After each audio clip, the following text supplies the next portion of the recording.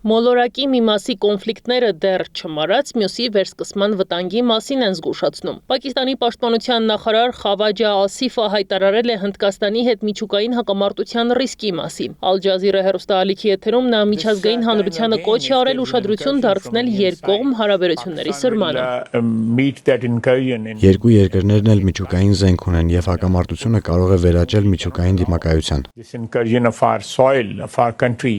Իրադրության լարման առիթ է դարձել ապրիլի 22-ին Պահլագամ քաղաքում տեղի ունեցած ահաբեկչությունը, որի հետևանքով զոհվել են Հնդկաստանի 25 եւ Նեպալի 1 քաղաքացի։ Վիրավորվել են բազմաթիվ մարդիկ։ Հնդկական հատուկ ծառայությունների վարկածով հարձակման պատասխանատվությունը կրում է Լաշքար-e-Թայբա խմբավորումը։ Կարող է այս ահաբեկչությունը Հնդկաստան-Պակիստան կոնֆլիկտի թեժացման պատճառ դառնալ Կենտրոնական Ասիայում։ Հարավային Ասիայի հարցերով ավագ հետազոտող Չիեթիգ Բաջապին ասում է, որ Քաշմիրում տեղի ունեցած հարձակումը կվերսկսի թշնամական գործողությունները Հնդկաստանի եւ Պակիստանի միջև։ Վերջին տարիներին Հնդկաստան-Պակիստան հարաբերություններում որոշ զսպվածություն է նկատվում։ 2021-ից ի վեր սահմանային գծի երկայնքով հրադադարն ընդհանուր առմամբ պահպանվում է։ 2022-ին հնդկական հրթիռը պատահաբար ընկել էր Պակիստանի տարածքում, բայց Պակիստանը պատասխան կրակ չէր բացել։ Պակիստանի սահմանակից բոլոր երկրների շարքում Հնդկաստանի հետ սահմանը վերջին տարիներին համարվում էր ամենակայունը։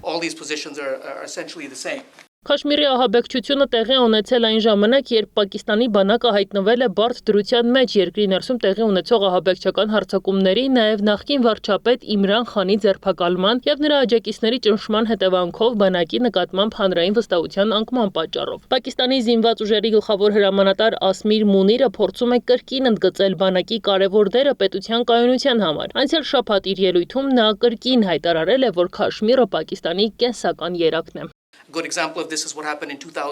Մոդիի կառավարությունը շատ խիստ է անվտանգության հարցերում, հատկապես իշխանության գալուց հետո, իսկ Մոդիին հաճախ անվանում են Հնդկաստանի պաշտպան։ Նրա մականունը նման է Իսրայելի վարչապետ Բենյամին Նեթանյահուի մականվանը։ Կառավարությունը խոստացել է հարձակվող ահաբեկիչներին հայտնաբերել եւ պատժել, որտեղ էլ նրանք գտնվեն։ Հետևաբար Հնդկաստանը կպատասխանի համարժեք, այդ թվում հնարավոր ռազմական գործողություններով։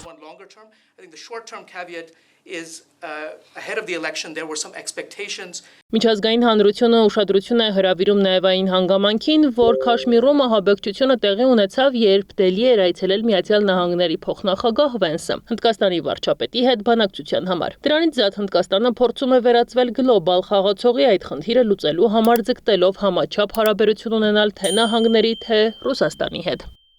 Տանե Հայրապետյան, Գեղամ Ղազարյան, ABC Media։